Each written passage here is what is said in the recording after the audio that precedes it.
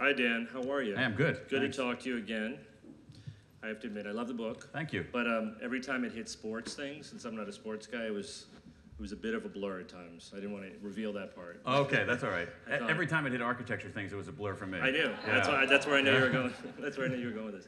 So we just had a nice talk about some of the connections we've had over the years, and we appreciate you being here. Yeah, I'm glad to be here. I've heard your name so many times in my 20 years here, of the times you spoke with us.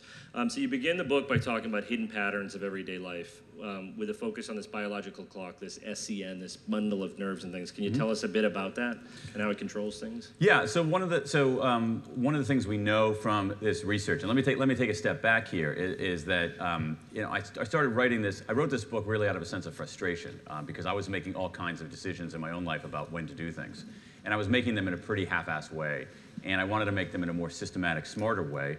And the guidance didn't exist, so I started looking for some research. And as Irwin is saying, I found the research. But what I found was research not only in the field of neuroscience, which is what Irwin was referring to there, but throughout many, many fields. Sociology, social psychology, economics, anthropology, cognitive science, endocrinology, anesthesiology, molecular biology. Like all these fields were asking very, very similar questions about timing. How does time of day affect what we do and how we do it? How do beginnings affect us? How do midpoints affect us? How do endings affect us? And all of these people from different disciplines were asking very, very similar questions and yielding, I think, some really important insights into how can we make better decisions about timing in our own life. And part of that also is this realization that all of us are temporal creatures. It's not like we have a biological clock. We have something in our brain called the longer name, the SCN, that actually regulates a lot of our diurnal rhythms. But when we talk about biological clock, we essentially have biological clocks in every cell in our body. We are, in some ways, moving timepieces. And we're also operating in a temporal landscape. We're moving through time. So this session here with Irwin started in the past. It's going to end in the future. It's sort of freaky, right? And so one of the insights is to recognize the temporal nature of our lives, which we often don't do a good enough job of doing. Yeah, and one of the first stories you start to tell is how conference calls are made. You talk about Campbell's Soup and the CEO, and I know there's these decisions you make, and I know a lot of us face it. I hate the morning conference call when you go to the East Coast and you have to get up at 8 a.m., which is 5 a.m., but there's a reason for it, and you get deeper at when you make decisions and how it affects you. Absolutely right. There's some very, so I think among the most interesting things, and certainly among the most directly relevant, is this idea of the hidden pattern of the day. And the day is actually a very important unit of time. A lot of units of time that we think of as natural are not. So a second is not a natural thing. It's something that human beings have made up. A week is not a natural thing. It's something that human beings have made up. But a day is a thing, right? A day is a thing. We're on a planet, and it turns. And so there is, through a number of different avenues of inquiry, a detectable pattern over the course of a day of both mood and performance. In general, mood goes like this: up, down, up. Our mood goes up in the morning, generally, goes down in the early mid-afternoon, sometimes way down, and goes back up again later in the afternoon. And while that's interesting, and I think that it is, the performance that Irwin is talking about is super interesting. And the main takeaway here, and this is, to me, a revelation, I wish I had known this before I turned 50, is this: our cognitive abilities don't stay the same throughout the day. They change, all right? Our cognitive abilities aren't the same throughout the day. They change. They change in predictable ways, and they sometimes change in dramatic ways. And so the study that Irwin is talking about, to me, was it blew my mind. Here's what it was. So one of the ways that researchers are doing some of this research now, and I'm curious about how much this has gone, how much has big data affected architecture? It affects, yeah, absolutely. Yeah, I mean, in terms of figuring out locations and even probably figuring out sort of decision-making to programming of spaces and how people use it. And, because so much, you use the word arbitrary, but that's the word that comes to mind on so many of these things that you have that clock inside of you. But there are all these arbitraries, and we'll get to the kids' school schedule and things like that. But the 9 to 5 day is such a thing of the past. So. Absolutely. So big data. So we have this capacity now to, this is one of those weird things that happens. So big data, in my mind, big data has been overhyped in the short run. But I think it's underhyped in the long run. I think that our ability to take ginormous sets of data and have the tools to analyze them it's very significant in understanding ourselves, understanding human systems, and so forth. To me, I don't want to oversell this, but to me, it's akin to the microscope in some ways. So that, remember, you probably don't remember when the microscope came out because you were not born. There was no Los Angeles. You and Galileo were just shooting together and talking about cutting glass with Copernicus, and it was just good times. Yeah, I've sold my soul to the devil in 1114, so I'm still around 100 years, 1,000 years later. So, but think about a microscope, all right? So you think about a world without a microscope, and then think about a world with a microscope, okay? World without a microscope, I understand how things work, Then you get the microscope, and you're like, holy moly, there's a whole world here. I didn't see this. This is amazing. This is having a big effect on who we are, all right? At some level, not to oversell it, big data is like that. So we can see systems, we can see human relations, we can see things working, but we don't have the tools to actually see certain patterns that are hidden within there, right? All of which is to say, let me tell you about this study because I think it's super interesting. So one of the pieces of software that allows researchers to do some of this research is called LIWC, the Linguistic Inventory Word Count. And basically all it is a giant text analyzer. You can take any sort of text, plop it in there, and begin various forms of analysis. So you could take, I don't know, somebody shout out the name of a novelist. Ayn Rand. Okay. You were going alphabetically by author first name? I was going to say Tom Wolfe, but that's a pretty heavy one. Yeah. Okay, Ayn Rand. Okay, we can do Ayn Rand. So what we could do, it's actually a really interesting one, actually. Okay, so what we could do is we could take all the text of Ayn Rand novels, all right? And they're all like this big, right? So we can take all the text of Ayn Rand novels, put it into the Linguistic Inventory Word Count program, all right? And then start asking questions. How often does she set a scene in the morning? How often does she set a scene in the evening? How often do male characters speak? Always in those novels. How often do female characters speak? Rarely in those novels, right? And how often does she use passive tense? How often does she, so you can do these things that would otherwise take an army of PhD students. So what these researchers at NYU did is they took another body of text, all right? And remember, this program is agnostic to what text you put in there, all right? It could take the phone book, it could take the LA Times sports section, it doesn't care, just feed me some text.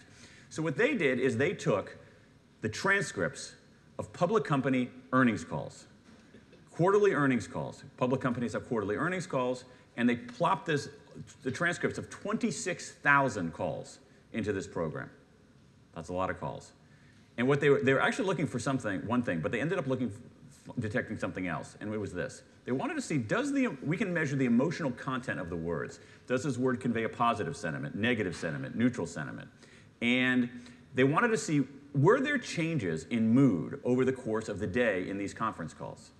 And there was. And even if you control for the fundamentals of what the companies are reporting, and this is really important, calls in the afternoon were more negative, irritable, and combative than calls in the morning. Even if you control for the fundamentals, right? So if a company is reporting terrible earnings or 3 factories burned down, they're going to be negative and irritable somewhat, right? So even if you control for the fundamentals, afternoon conference calls were more negative and irritable than calls in the morning, to the point where the stock was temporarily mispriced as a result of that. Yeah, that's a wow. I agree with you. So you got to think about this. The people who were doing earnings calls, CEOs and CFOs of public companies, generally pretty astute people. They prepare like crazy for these things. They have talking points. They moot the questions. They have a huge amount of money at stake here. And so these very experienced, well-prepared people with a lot at stake go into these encounters, and even they are affected by these diurnal patterns to the point where these researchers in this say, you shouldn't do corporate earnings calls in the afternoon. You should do them in the morning. In fact, there's a good argument for doing all important public communications, employee communications in the morning rather than the afternoon. And that's something that we don't think about. Right. Well, it wasn't even just from a business standpoint. You go into moral and ethical behavior. So there's one we were talking out there of, you gave 2 different names to people in this study. one was a Martinez, one was a John Martin. Yeah. And at different times of the day, those two juries thought about them differently. And then I want to get into this idea of, so chronotypes, tell us the difference of that, because chronotypes are the one, it's the three types of birds, the owl, the lark, it's the way people operate. It's sort of like when people say, I'm a morning person or I'm an evening person. It's absolutely that, yeah. But the big one is how those affect, I think the moral and the ethical I want to talk about a little, because you can make these decisions that are much heavier than a loss on your bank statement. Oh God, yeah, absolutely. I mean, there's some of the research in the effects of timing on judicial decision making, or as everyone is saying, juror decision making. More broadly, our justice system is, if you really want to leave troubled, you should read a book called Unfair by Adam Benferrado, who is a professor at Temple Law School. And basically, our entire system of law is built on premises about human behavior that are not true. But let's move on. Everyone's fair. Yeah, everyone's fair. Eyewitness testimony is reliable. There is very little bias. Time of day doesn't affect how people make decisions. Oh yeah, no. But let's go to chronotype. It's exactly that. Are you a morning person or an evening person? And this is the science behind it. There's an entire field called chronobiology, which is the study of our rhythms. And your type is the first step in figuring out the best time of day to do certain kinds of work. So some of us, and the distribution looks like this. But 15% of us are morning people, larks. But 20% of us are evening people, owls. And but 2/3 of us are in between, what I call third birds. After going through 1,000 bird names to try to find something better. There was only two you could come up with, so you just went with third birds. Well, no, larks and owls have been out there for a long time. And I think what was weird about it is that if you look at the distribution, it says that most of us are not strongly one or another. And then I was thinking, okay, should it be like ours pigeons or lowls or and it's like no. And then I was like, okay, so let's get the biggest Audubon book you can find, swans, terns, egrets. No. And so this is actually really the really important first step. And so people who are, and another way to look at this is really this: there are owls and there are the rest of us. Owls have very, very different. It's very, very hard to be an owl. The corporate world is designed. Any of you consider yourselves owls, like some night people? Yeah. Well, what are you doing here at 8:15? First of all, suffering. The corporate world is basically designed to crush your spirit. It's very, very hard. It's very hard for owls. So larks and people in the middle tend to move through the day in this pattern: peak, trough, recovery. Owls are more complicated. They get going, particularly on their analytic work, far later in the day, and they often go in that reverse pattern. So knowing your chronotype is the first step in figuring out when to do certain kinds of work. Well, do you feel like we're having a shift? So millennials kind of took over this idea in the workplace, and we discussed a lot here, is how we can help with your schedule, and you can work sometimes out of the office, and you can be on the road, and you can work till 10 and come in at 10 or whatever it is. So it's the arbitrary. We both have teen kids, so the issue is getting a kid up at 6:30 and bringing them to school. Yeah. They're dead for the first hour. You're talking about being in French class, just how tired you are. So one of the most serious ones, okay, so the book is worth reading, if only for this chapter on medicine, because it scared the hell out of me. It was the scariest thing. It should scare you. So it was really about decisions that are made in the morning and the afternoon. You will never do anything medical before 10 a.m. in your life. There's no after 10 a.m. Or after 11. You will never. If they're like, I can get you in at 3 o'clock. It's not going to happen. Run. Do not go to Cedars emergency room at midnight. Wait till the next morning. Well, if you have to go to the emergency room. Well, if it's not bleeding that bad, I tell the kids, you can wait, because you don't know what crew. I know we've had this conversation. So, I'm going to read you a quote on this one about hygiene and maybe go into detail on things that happen. So they did this study on hand hygiene. And one example is decrease in hand hygiene later in the day, which would contribute to 7,500 unnecessary infections per year at 150 million per hospital, which added up to 600,000 infections. That's $12.5 billion in added costs and 35,000 unnecessary deaths. Yes. Based on when you wash your hands, or doctors who in the afternoon sort of didn't wash their hands. Yeah, absolutely. Yeah. So first. Yeah, exactly. That's Thank bad. you. Well, here. I always think those wash your hand signs are stupid, but they're obviously we need more of them. Okay, just all right, here's it. I'll sort of see you and raise you to some extent here. It's like hand washing. Okay. one of the biggest causes of death, I mean, I think it's in the top 15 in terms of death, but certainly in terms of complications, are hospital-acquired infections. All right? You go into the hospital without an infection, and you get an infection in the hospital. Why? There are a lot of infected people in the hospital. All right? So rule number one is don't go to the hospital if you can avoid it, truly. And doctors, physicians will tell you that. Physicians will tell you with greater force, don't, if you can, avoid going into the hospital. But so the first line of defense, the best line of defense in hospital-acquired infections is hand washing, all right? And this is why there have been all these efforts inside of hospitals to get physicians, nurses, et cetera, to wash their hands. And even then, there have been some improvements, but even then, hand washing is not as high as you would expect it to be. But there's a huge time of day effect, and this is the work of Katie Milkman, Jason Reese, who are at Penn, and then Heng Chen Dai, who's at, I don't know which way Westwood is, but UCLA, yeah. Which way is Westwood? It's where you're pointing. There, okay. It's where many campuses. Oh, that's true.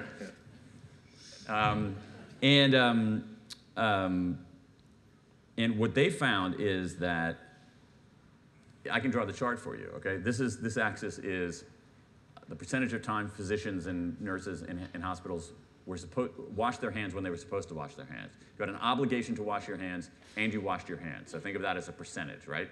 It's like batting average, all right? Just your hand washing batting average. And they made them wear a tag so they could track all this. Right, exactly, yeah. It's an interesting, so they were at RFID tags to actually monitor that. So here's what hand washing in hospital looked like over the day. There was a huge deterioration, it's already not that high, but a huge deterioration in hand washing in hospitals in the afternoon. And over you see this. I mean, anesthesia errors, 4 times more likely at 3 p.m. than at 9 a.m. Let's talk colonoscopies, because why not? You talk a lot about colonoscopies. I do. I'm at that age, man. I'm just. Like I kept revisiting that. I'm gearing up to actually do that, and I'm looking for excuses not to, and I have an excuse at least not to do it in the afternoon, because hand washing, colonoscopy time. Colonoscopies, doctors find half as many polyps in afternoon exams as they do in morning exams for the same population. You can look at, let's talk more about infections here. We'll totally gross you out here this morning. No one's gonna, like, that food is done for now, right? So let's talk about unnecessary antibiotics, which contribute to superbugs, right? Drug-resistant bacteria. Doctors are far more likely to prescribe unnecessary antibiotics in the afternoon versus the morning. Takes care of an issue. Exactly. And so what you see here is, throughout many, and we can talk about education too, basically in every sphere of endeavor, corporate world, education, medicine, there are differences in simply the time of day. And this is a big deal, and we're not taking it seriously enough. And it's not only avoiding horrors, that's part of it, but it's also at an individual level, figuring out, based on your chronotype, based on the kind of work you're doing, based on the time of day, what is the right time of day for you to do certain kinds of work? And it makes a material difference. Time of day, like the startling factoid here, I think, is this, and it blew me away. Time of day explains about 20% of the variance, all right? So variance is like, statistical variance. Why is 20% of the variance in how people perform on cognitive tasks, workplace tasks, is explained by time of day, right? So how else do we explain the variance? At a company like this, there's variance in how people perform, all right? So why are some people performing better than others? Some people are smarter than others. Some people are more conscientious than others. Some people have more social advantage than others. And this research says 20% of that is based on when in the day they do their work. It's a huge, huge issue. So I'll make it positive now, because we got so negative. I'm still scared of all that. So breaks, you start really in a reticent way talking about naps and breaks and what kind of things, because that's really the question. We're all sitting here saying, okay, so what could we do different? Because we have to work, we can't just have our afternoons and evenings off and just work in the mornings. Right. Although that could be cool. So restorative breaks, you talk about Danish school children, Israeli judges, certain people who, when they decided, especially the school children, what are some things you can start to do to change the behaviors that actually have an effect? Yeah. So one of the most important things is to figure out the right time of day. Breaks are part of it. The first line is to figure out the right time of day to do certain kinds of work. And basically, there's a very simple set of design principles in figuring out the right time of day to do certain kinds of work. Breaks will come into that. Basically, it's this. Think about the day as 3 stages: peak, trough, recovery. Peak, trough, recovery. 80% of us move through in that order. Peak in the morning, trough in the early afternoon, recovery later in the day. Owls, more complicated. Often recovery, trough, peak. Right? But certainly the peak is later in the afternoon. Here's what, very simple set of design principles. During your peak, that's when we should be doing our analytic work. Work that requires heads down, focus, attention. Writing a report, analyzing data. That's when we're most vigilant, we're able to bat away distractions. During the trough, that period that Irwin and I were talking about, that's when we should be doing our administrative work, answering our routine emails, filling out our TPS reports, doing all the things that don't require massive cognitive loads. Recovery. Recovery is very interesting, all right? During the recovery period, our mood goes back up and we're less vigilant. That's an interesting combo. That makes it interesting.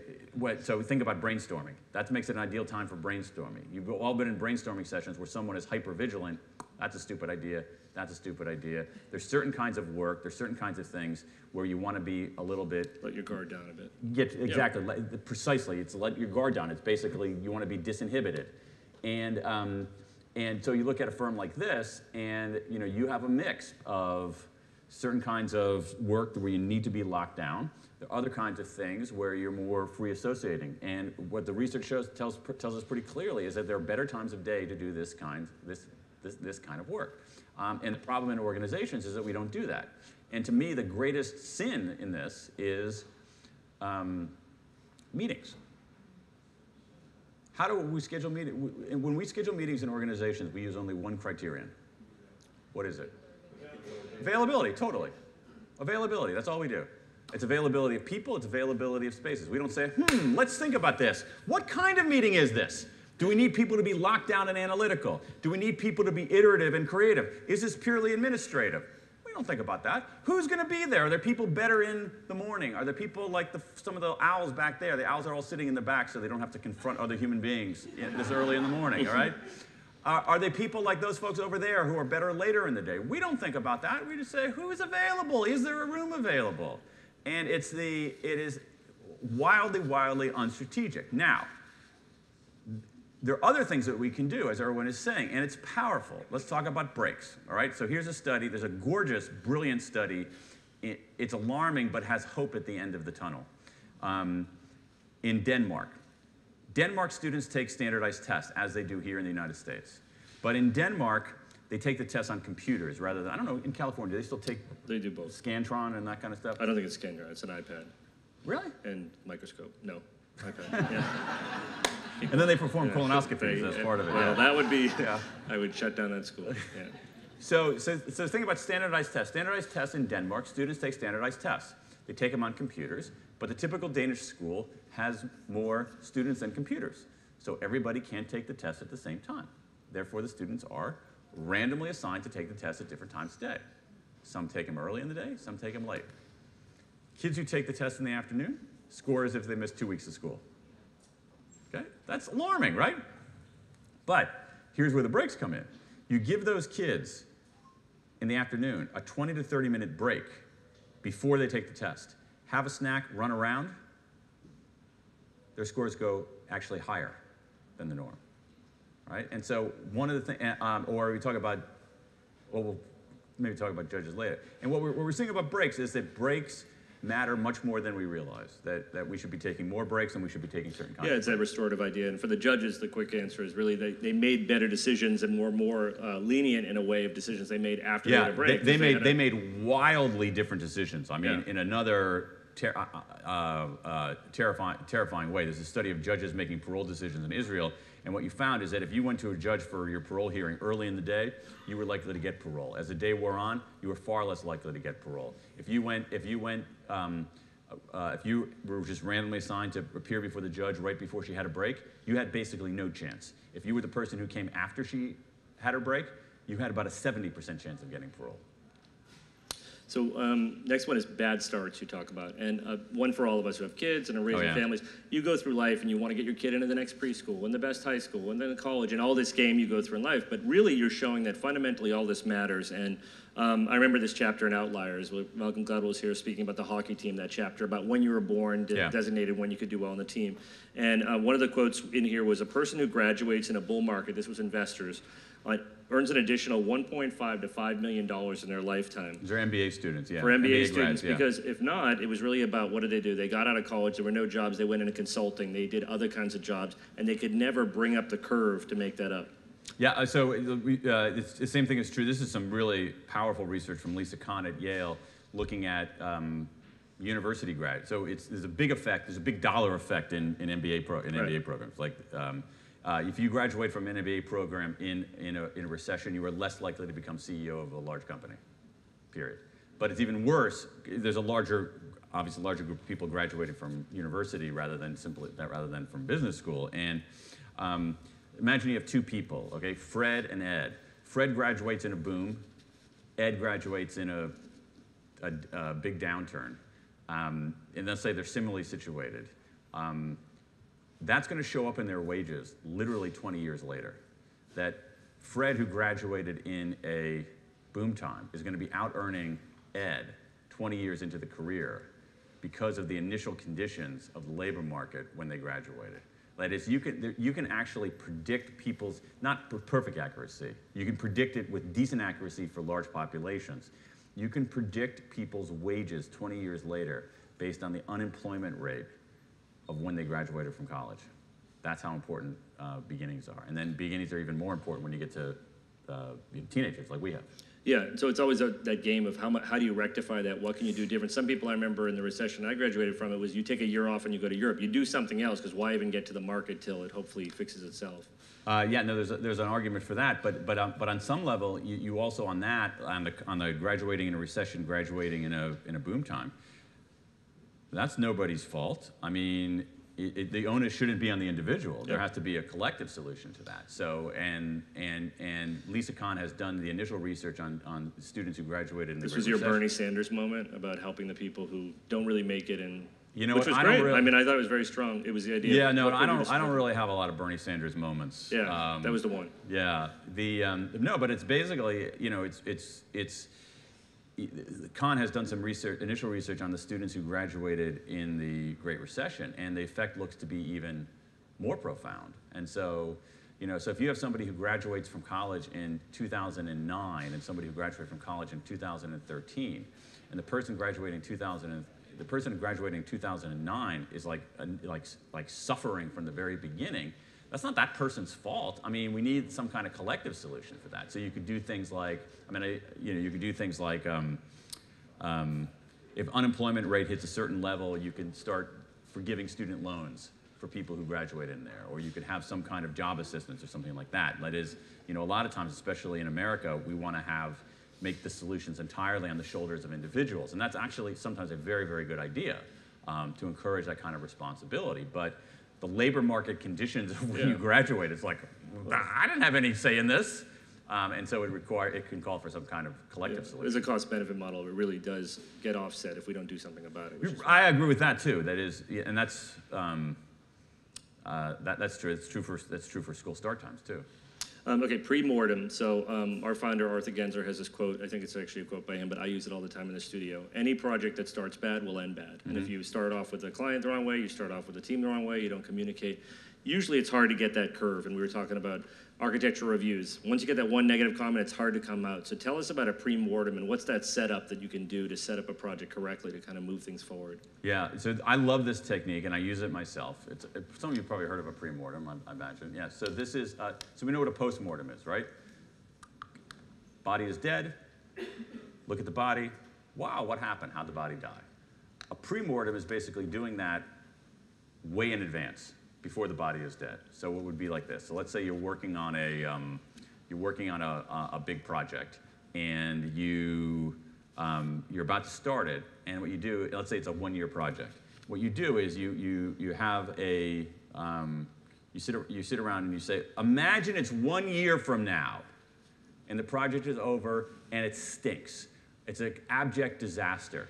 It ran off the rails. We lost money. We did a bad job. What went wrong? And start thinking about what would cause this. What you basically you move yourself in tenses to the future and say, what went wrong on this project? And that gives you some ideas about what to do to avoid that. So let me make it a little bit more concrete and even personal. I did this literally for this book. All right, I imagined. So I decide to write this book, and I project out 2 years, and I say, what'll happen? Imagine it's 2 years from now, and I either haven't finished the book, or worse, I've written a crappy book. What went wrong? And immediately I knew what would cause that. I would say, okay, I didn't write every day. All right, I didn't keep my editor up to speed on where I was. I didn't have a systematic way to organize the research. On this particular book, I had help of a research assistant. I wasn't, in regular contact with the research assistant. And I realized almost immediately, it's like, that's how this thing's going to run off the rails. So I write those things down, and then it's like that old joke when you go into the doctor's office. Doctor, it hurts when I do this. And the doctor says, don't do that. Right. And so I have these things. And I basically had a little card on my desk with the results of that premortem saying, okay, write every day. My editor's name is Jake. Keep Jake up to date all the time. My research assistant was named Cameron. Meet with Cameron once a week. Establish a filing, file stuff at the end of every day. And that helped me actually keep the project on, help me keep the project on track.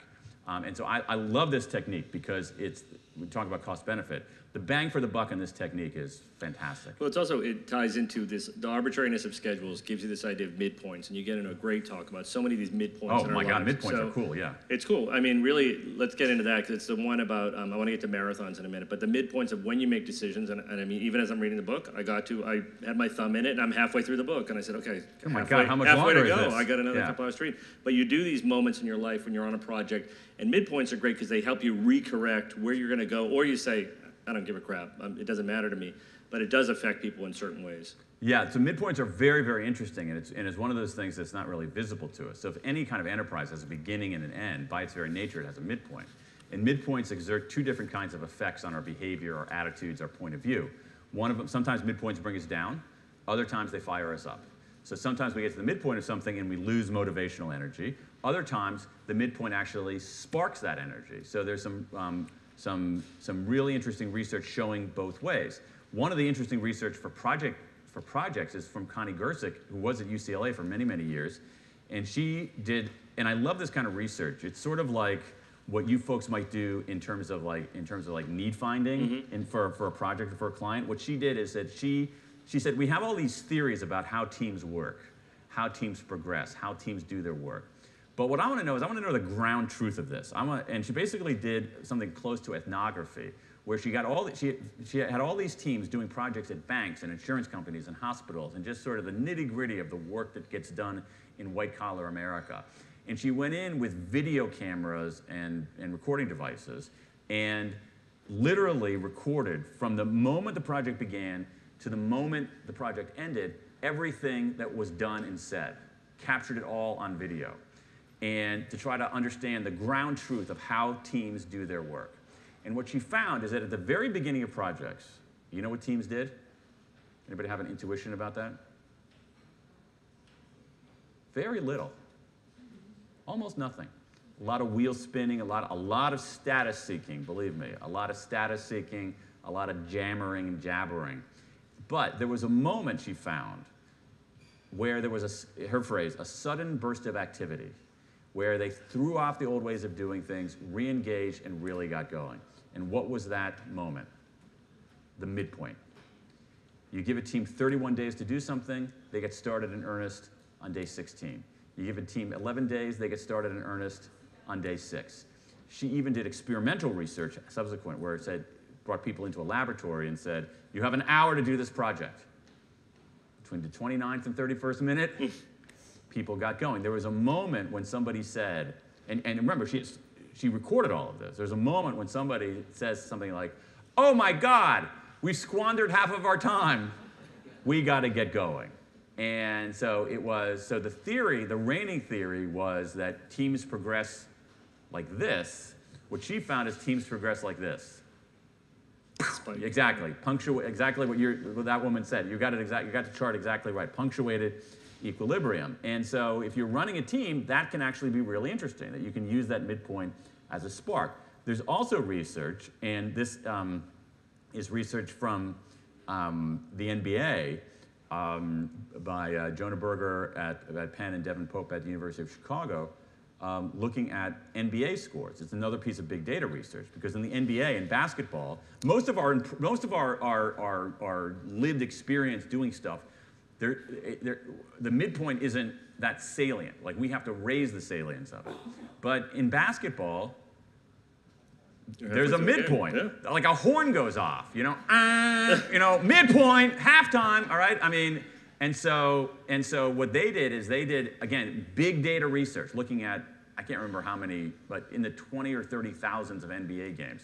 They wanted to see whether how the halftime score predicted the final score. And what they found is that teams ahead at halftime were more likely to win. Okay. That shouldn't be a shocker, right? Yeah, they have more points and the game's half over, right? But there was an exception to that, and that was when teams that were down by 1 point, teams that were trailing by 1 point, were more likely to win than teams that were ahead by 1 point. That being down by 1 was as advantageous as being ahead by 2. Whoa, it's kind of weird. Now, in the big data stuff, you only get correlations. You got to go conduct experiments to get any kind of causation. And what they found over and over again is they would put people into laboratory settings, and they would say, you're playing against an opponent, you're playing this computer game against an opponent out there. There's going to be a halftime. At halftime, they say to people, you're way ahead. In the second half, people got complacent. They say to people, you're way behind. Second half, people gave up. They say to people, you're a little bit behind. People brought it in the second half. Achievable, yeah. Exactly, yeah. Because it's achievable and it sparks this thing. So in terms of the takeaways from that in navigating projects is basically recognize midpoints, be aware of midpoints, and at a certain point you have some volition when you see the midpoint. Sometimes midpoints make us sag, but you have some volition to say, you know what, I want to use this as a wake-up call, and one way to use it as a wake-up call is to imagine you're a little bit behind. And so it's another way to use these stages of time to give yourself a little bit more motivational energy. So there's midpoints and then there's the end. Ted, are we okay on time right now? A few more, 5 minutes? So I want to talk about marathons for a minute. So that's the one getting to the end of your life. And it's about marathons and marriages and suicide and things that happen in your nines. And my wife just did the marathon a couple weeks ago here, and I said to her, I told her this chapter, and she said, oh, well, that doesn't apply to me because she's not that age. And I said, no, your first marathon, you were 39. You went to do it because you were 39. So tell us about this, because it's so fascinating of when people do marathons. Yeah, so this is also, we're going to do a lot of, you might have done this by design, but we have a lot of LA-centered research, because this research is done in part by Hal Hirschfield at UCLA, and then also Adam Alter at NYU. So they were looking at what age are people most likely to run their first marathon, and the answer was age 29. Another age people were disproportionately likely to run their first marathon. Irwin's wife, exemplar, 39. Another age at which people were disproportionately likely to run their first marathon. Take a wild guess. 49. 49-year-olds are 3 times likelier to run a first marathon than 50-year-olds. 29-year-olds are twice as likely to run a first marathon as 28-year-olds, twice as likely to run a first marathon as 30-year-olds. And so it's basically this idea that when you hit the end of something, even something as arbitrary as the end of a life decade, you kick a little harder. There's another one. I mean, this is a super cool one. So imagine that Irwin and I came here and we were far more generous men than we really are. All right, and we said, we're going to give it, we conspired beforehand, we said, we're going to give everybody here a gift certificate. A new car, a gift certificate. Yeah, well, not a new car, No. We're going to give everybody here a gift certificate for $150. Wow. But what we're going to do is that we're going to draw a line down the center of this room, and there are going to be different terms on this gift certificate. You guys over here, your gift certificate expires in 3 weeks. You guys over here, your gift certificate expires in 2 months. All right, and then what these researchers did is they say, who's more likely to cash in the gift certificate? And what they found was that This group over here that had 3 weeks, that short amount of time, only 31% of them cashed in the gift certificate. All right, which is kind of amazing. So you got 69% of people leaving money on the table. 31% cashed in the gift certificate. This group over here, 6%. Now, when you think about that, that makes no sense. You folks had twice as much time to do this. Over twice as much time to do this, and you didn't do it. Why? The ending wasn't salient enough. Yeah, I mean, whenever you go into someone's house who has kids in any school, if you look on a wall in their kitchen, there are all the gift certificates from all the fundraisers that they bought, and you always see this in the place. Yeah, no, actually, I think that's, I mean, at some level, I think you're totally right on that one. I think that I bury the lead in that. It's basically, to me, it's like people don't use gift certificates. People aren't using free money. No. That's I mean, I would do this deal with you if we knew we didn't have to pay for them until they cash them in, because then we would buy everyone gift certificates. But pre-buying them would bankrupt us. So deadlines, and it's really what you bring up is arbitrary deadlines matter too. So Kiva was one of these companies, insurance company, because I mean, here's a secret. I'm a leader in this firm.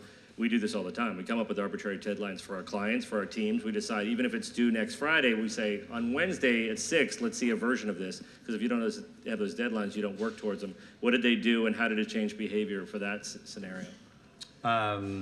So yeah, so they're all. I mean, they're all kinds of. So that was on the. I'm trying to remember exactly what the facts are on that key. That was one where. So you were signing up for insurance, but they were finding people would start the form and never finish, which is something we've all done. Sorry, I had a brain freeze there for a second. So it's basically. Let's say you're applying for a loan. All right, it's similar to the gift certificate thing. You're applying for a loan, and Kiva gives loans to social entrepreneurs in a variety of different settings.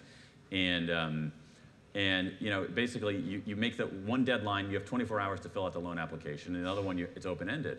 And you would think, well, of course, people it's open-ended. It's like they're going to do it more. And the people who did it, who had only 24 hours, ended up applying for the loans, finishing the loan application more readily because of that ending, because of that deadline. And the other thing that we see about deadlines is that deadlines are good for many things. They're not perfect though, and so deadlines are good. So when it comes to basically iterative work, deadlines can actually work against you. Deadlines should come, like deadlines and goals. There's a great paper that says, you know, goals should be like prescription medicine. It should come with a warning label. So goals are not universally good. Deadlines are not universally good. They're pretty good, but should come with a warning label. So the one area where deadlines don't work so well is in purely creative and heuristic work. Not necessarily coming up with the plans for something you've already decided, but basically figuring out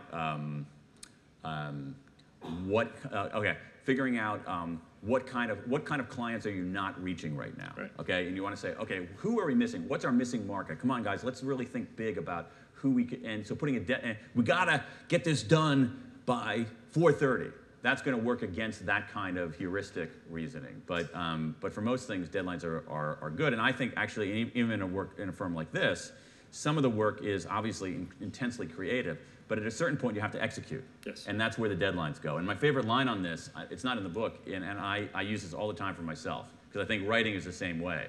Figuring out which book I should write, that's a heuristic thing. That having a deadline for that is not a great idea.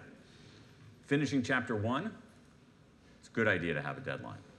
And there's a great line I use this all the time for myself, is Lorne Michaels, the guy who started Saturday Night Live, run Saturday Night Live for 40 years or something like that. He has this great line, and I seriously use this in my operation. He says, "We don't go on because we're ready. We go on because it's 11:30. And so a lot of times I'll say to myself, guys, it's 11:30. More meaningful to me, apparently, than to you. No. Perfect. Let's open it up to some questions. Thank you so much. So it's that time of the morning for questions. Around here, questions start with a W or an H, sometimes a D. They are generally short. There's no such thing as a two-part question, and only Irwin Miller gets to ask follow-up questions. And if you're going to start by saying, my name is also Dan. Yeah. Like it happened last night. Yeah. Good morning. My name is Robert Fortunano, and Dan, thanks so much for the work. What do you do in those heuristic situations? What do you do to solve that problem? Which problems? You can't put a deadline, but you need the output by 4:30. Oh, I think that's a good question. I mean, I think at some point you just have to suck it up. I think that the main thing there is not to get in that situation. So not to get in the situation where you have to come up with a book idea by 4:30, and actually, be more intentional about how you plan your work and how you schedule their work. My own view. I mean, I hate to use these 50-cent words, but it's the way that there's sort of algorithmic work and heuristic work. Okay, algorithmic work. Oversimplifying this a little bit, but it's basically you just have to there's basically figure out what to do and then do it. And so the heuristic stuff is figuring out at some level what building we should build, and then the algorithmic stuff is okay. We got to get this building up. We got to get the plans done and all that sort of stuff. And so figuring out what building to build, deadlines are not actually great for that. So you want to make sure you have enough time. When it comes to drawing up the plans or delivering stuff to the client, then those arbitrary deadlines are actually really, really effective. I want to add on to it for those of you who are getting the book, hopefully you all are. There's a lot of generous, I mean, you didn't give gift certificates, but there's generous notations on how to operate. And it's what a lot of the book is about. It's in the nodes of this is how to schedule your time, this is how to think about things, which is very and actually in the architecture of the book, I mean, the book is designed in that way, in that each chapter, we talk about the science, as Irwin and I have been doing here, but at the end of every chapter is there's something that I call the Time Hacker's Handbook, which is maybe an 8-page section that says, okay, we've learned about beginnings, what do you do about it? We've learned about midpoints, what do you do about it? We've learned about the hidden pattern of the day, what do you do about it? Great. Thanks, Dan. Hi, Dan, Judy Jernad. The question is, what or did you find any research on procrastination for people who want, whether it's want a new job, improve presentation, lose weight, need a relationship, but they talk about it year in, year out. Was there any identification or scientific studies behind why people procrastinate? Oh, there's a huge amount of research on procrastination. And again, procrastination is in some ways the flip side of some of this stuff about goals or deadlines. Goals, again, come with a warning label. Generally good, but come with a warning label. Deadlines, generally good, but should come with a warning label. Procrastination is basically, I don't know what the opposite of a warning label would be, but basically, not all procrastination is bad. And there could be, if you think about the Connie Gersick work on the midpoints, there could be something going on in that first half that feels that reads superficially as procrastination, but there could be some kind of incubation or something else going on there. So procrastination is not all bad. The way out of procrastination generally is systems and environment. Don't rely on willpower.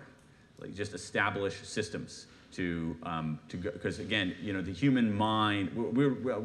Ted and I did an event with a fellow named Daniel Levitin last night. He's a neuroscientist. He wrote a book called The Organized Mind, and one of the ideas of the book, The Organized Mind, is that our minds are inherently disorganized. They basically move toward greater and greater entropy. And you can spend all your time trying to arrest that, wrestle it to the ground, and you'll fail. Okay, that's true for procrastination. Or you can change the architecture of your work. So for procrastination, what you could do is you could have, I know people who do this, you could have an accountability partner. All right, and so let's say you're a writer and you make a pact with a friend of yours and you say, I'm going to write every day, and then you have a pact with a friend of yours, and at the end of every day you talk, and you have to hold yourself accountable to that. That's basically an architectural environmental systems solution. You can even do things like, there's ancient literature about this. You can do things like, Ulysses tied himself to the mast to avoid those kinds of temptations. So you could do things like, but I mean, we don't condone that. I mean, it's dangerous. But I think you leave. But you could do things like for instance, when I changed my schedule in writing this book based on my writing schedule based on what I learned in this book, to Judy's point. And so one of the things that I do during my writing periods, which is in the morning, I don't bring my phone into the office. All right? So something I could say, oh, you know what I need to do? I need to have the willpower to avoid looking at my phone. I need to not try to procrastinate by looking at ESPN highlights on the ESPN app. All right? I could do that and constantly battle with myself, or I could just not bring in my phone. And so it's usually those systems and environmental, and strangely I'm using the metaphor of architecture. those architectural solutions that seem to be better for procrastination. And the reason we do it is that human beings are generally pretty crappy at long-term planning, in part because we evolved in a world where we weren't going to live for very long, and so most of us, our default is to take prize the dopamine squirt of seeing the latest highlights from Angels that new Angels pitcher Ohtani. You know, oh my God, this is awesome! Like for 30 seconds, I get to see this guy who threw a perfect game for six innings, rather than saying, oh, you know, the long-term payoff of getting something done with your life. Is there a time that's best to ask someone to be helpful or philanthropic? Good. Are you a fundraiser? Yes. Yeah. Yeah. No, it's a great question, and it's a really, really important question. And the judges study that Irwin referred to gives us some clues about that. When people, so here's a way to think of it. Remember, the punchline of that study was that judges were more likely to give parole earlier in the day or immediately after a break. Early in the day or immediately after a break, okay? So we can widen the aperture a little bit and look at that as not about judicial rulings, but about decision-making in general. So here's a way to think about decision-making. When other people, when we make decisions, all right, or when people you're pitching or talking to make decisions, any kind of human decision, the decision maker comes to the encounter with a default decision. And the default decision in most cases is no, right? And you know, I actually, for the nonprofits that I am involved with, I basically have said, you don't need strategy, you don't need marketing, you need fundraising. And so I've been doing a fair amount of fundraising because it's the most urgent thing for nonprofits. And so the default, so I know from my own experience of even making asks, the default decision is no. All right, so you ask somebody to give money to a charity, the default decision is generally no. You ask your boss for a raise, the default decision, generally no. You ask somebody out for a date, default decision, generally no. Well, that was my experience. So when are people likely to overcome the default? And what the judges' study seems to indicate is this. People are more likely to overcome the default early in the day and immediately after a break. All right? And that's what those judges were doing. That appearing before a judge before a break and after a break was like appearing before two different judges. And so what you want to do is you want to get into situations where people are more likely to challenge the default. So on time of day, here's the thing. What it confers, though, is it's not a slam dunk. It confers a slight advantage, all right? So let's say that I'm making, I'll put myself as a fundraiser for nonprofits. Let's say I'm making an ask to somebody. And chances are they're going to say no, or they're going to come in at a much lower number than I want. All right? So let's say, but if I get the timing, let's say ordinarily I have a 11% chance of getting the gift. All right? And let's say if I pick the timing right, I can turn the dial up to a 16% chance of getting the gift. All right? There's still an 84% chance I'm not going to get it. But here's the thing. I will take that bump from 11% to 16% if I'm doing this, as I imagine you are, lots of times. Over time, even that 5 percentage point delta is going to make a material difference. There's also some interesting things about in terms of sequence, too. Also the framing. So one story you told real quick is the one about Hershey Kisses. So they put out these Hershey Kisses. Kisses. Yeah, that's a good one. And two scenarios are, one is you keep getting kisses, and the Hershey Kisses, and you're going to try them out and see which one tastes different as you go through. They're all the same. And then one group, they say, this is your last one. And when they give them the last one, sure enough, they say, this tastes, wow. Exactly. Because your brain kicked in and you just didn't give any heat to the other one. So I think how you frame something, and I know absolutely. If I know all these other people are going to give to my kid's school or someone else, I'm not running to get there. If we're down to the last 3 people and you're one of them, I start listening very differently. So. Oh, Ted's got it in the back. He's the master of... So you spoke about the Danish children who did better on the afternoon tests after they took a break and ran around. So I'm wondering, how does physical activity affect owls and larks, and when is typically the best time to do physical activity? Okay, great question. So, so sort of 2 parts to that. One of them has to do with the effects of physical activity are, I don't want to overstate this, they're almost uniformly positive. They really are. And so when it comes to breaks, so even taking a break, one of the design principles of breaks that comes from the science is that moving beats stationary in any kind of a break. Same thing is true outside beats inside in taking breaks. There's some great research on the replenishing effects of nature. So breaks in which you're taking a walk, you're moving, you're doing something. And total disconnection too. Really, absolutely, and that's actually what, this is even more important, is basically you're fully detached in those breaks. So in some ways, the platonic ideal of a break is taking a break outside, go off for a 10-minute walk with someone you like, leaving your phone behind. Now, in terms of actual physical exercise, again, a way to think about this is guideline, sort of like design principles in a way. We can't tell you, oh, well, you should start exercising, you should do your aerobic exercise at 7:17 a.m. and do that for 38 consecutive minutes and then do your strength training. Here's what we know about exercise. It depends on your goals. So morning exercise is better for weight loss. Morning exercise seems to be better for habit formation, in part because you're less likely to get interrupted, something happened later in the day. And morning exercise, to your point about physical activity, one of the advantages of physical activity, especially aerobic activity at some level of intensity, is that it's a pretty significant mood booster, as we know. And that mood boost can last a decent amount of time.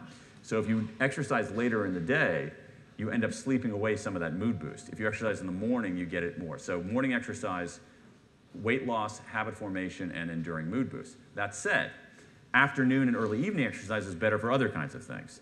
And a lot of it, believe it or not, has to do with something as mundane as body temperature, because our body temperature rises around that time of day. So afternoon, early evening exercise is better if you want to avoid injury.